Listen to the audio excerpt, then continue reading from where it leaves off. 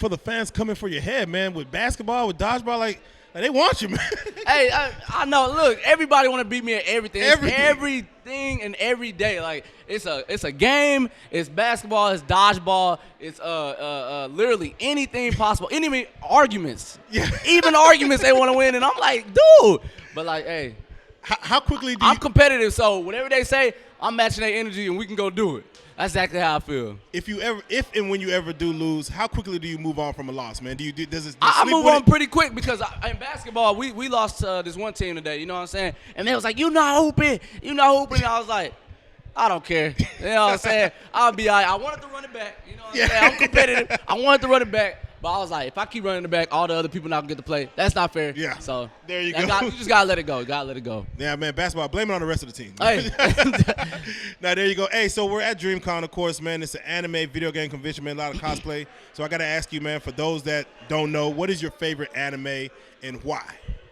My favorite anime, it's literally a tie between One Piece and Naruto. And why? Because Naruto, like, I grew up with Naruto. I didn't grow up with One Piece even though One Piece was going.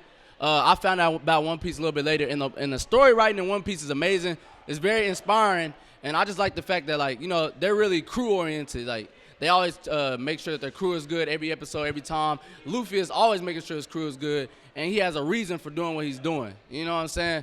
Like, he don't want nobody to even spoil the One Piece for him. He want to find it himself, and that's kind of how I am. I don't want nothing spoiled for me. I don't want a shortcut to my goal in life. I want to get there with all the hard work and everything. All the failures and everything, I want all of it.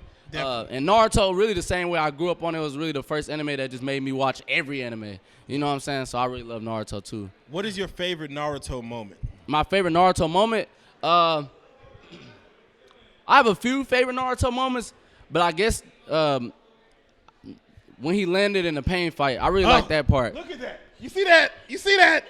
I tell them, man. What happened? The moment, for me, Naruto, the moment he landed in the pain fight, yeah. I yelled. I yelled, man. Because you knew something was about to go down. I knew that was for the box. He destroyed the whole village. And I'm like, very true. I'm like, and that's some real shit that never happened in Naruto never happened before. in Naruto. So like, I was confused at what happened. Everyone wanted to destroy the village, and it never happened. And finally, that's like, very true. It just happened, and Naruto shows up, man. Definitely, man. See? Hey, you know what he talking about. Yeah. Hey, and Madara. I like when Madara came and really whooped the whole, how many people was it?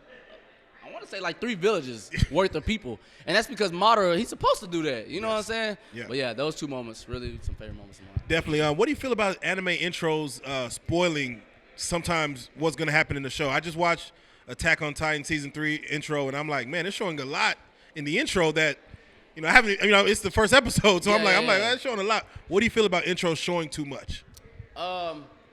I don't really have a problem with intros showing a lot of stuff because most of the time I feel like they're not showing what's going to happen. They just like hinting at stuff.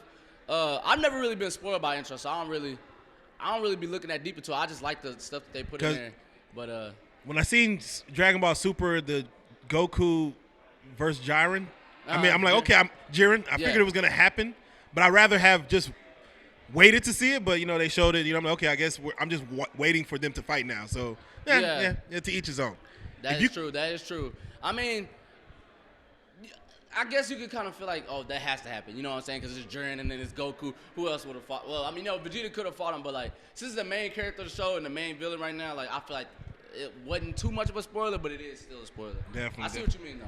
If you could make your own anime, what would it be about? What would be the story arc, and what would be the pathos or the overall issue? So I have made my own manga. Yeah. So I'm gonna just say this part because that's how RDC got started. It started with just me and Av. We were trying to make a manga, but the manga failed, right? And that manga was called The Resistance.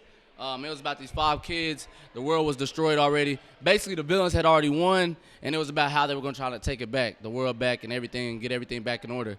But we were 16 and 15 at the time, and we didn't understand what we was getting ourselves into. We wrote the whole story and everything, but I love it. Unfortunately, it didn't work. And then we started making YouTube videos, and we made the whole group that is known as RDC today. And I have made a new story that I think it will hit, but I cannot give no spoilers on it. No exclusives today. Spoilers, We're gonna wait for it.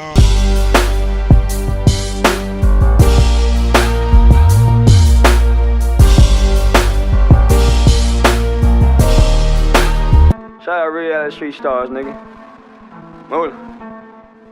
Hey.